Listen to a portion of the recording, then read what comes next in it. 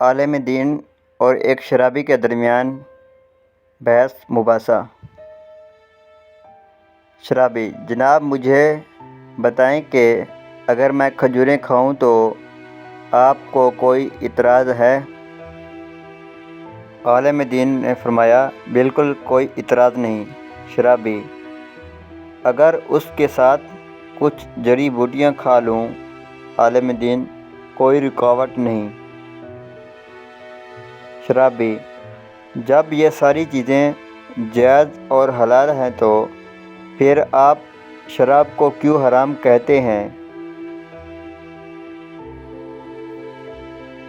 عالم دین: اگر میں مٹی اور پانی لوں اور ان کو گوندھ کر ایک اینٹ بنا لوں اور اسے خشک کر کے تمہیں دے ماروں تو کیا ایسا کرنے پر تمہیں کوئی اعتراض ہے؟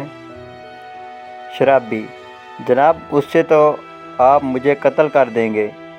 عالم نے کہا، شراب کا بھی یہی حال ہے۔